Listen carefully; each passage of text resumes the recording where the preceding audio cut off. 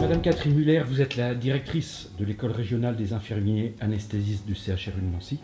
Nous arrivons maintenant à la fin de ces sessions de formation pour les infirmiers.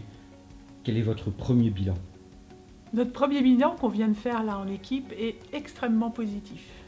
Il est positif à plusieurs titres. Le premier, c'est le nombre de personnes formées dans un temps aussi court et la qualité de la formation au regard des attendus.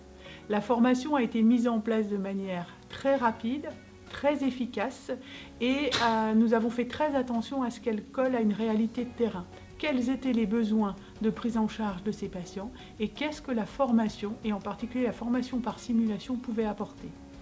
Le premier programme qui a été posé portait sur les bases, sur ce qu'on envisageait, et puis en quelques jours, l'équipe a complètement revu ça et recentré.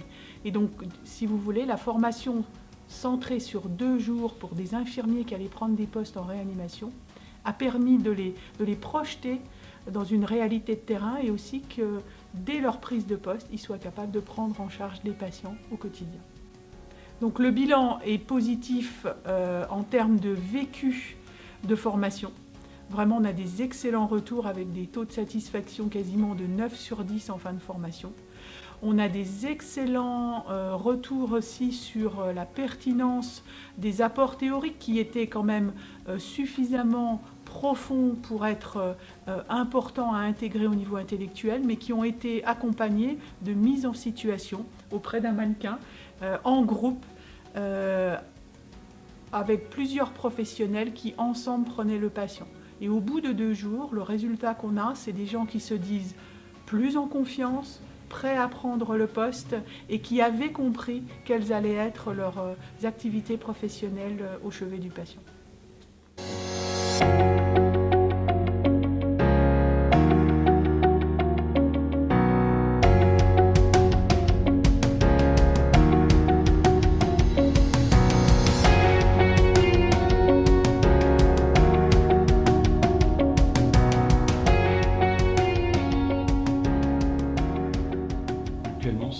Sans ce type d'équipement, est-ce que vous auriez pu mener à bien des formations de ce niveau-là?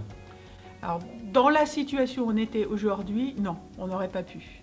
On n'aurait pas pu parce que la formation étant très courte, puisqu'on avait besoin immédiatement de gens capables de prendre en charge, les besoins en personnel étaient doublés chaque jour, et donc la simulation a permis en fait de mettre les gens directement en action. Et à part le fait, si vous voulez, que le mannequin devenait une personne soignée, ils étaient capables de reproduire immédiatement ce qu'ils avaient vécu en formation de ce qu'ils faisaient le lendemain. Et donc c'est vraiment, vraiment la situation idéale.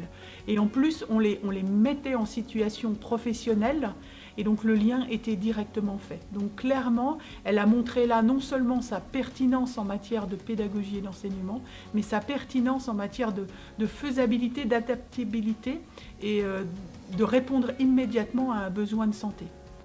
Donc c'était là, le vécu qu'on a été doublement positif et on a montré l'aspect incontournable aujourd'hui.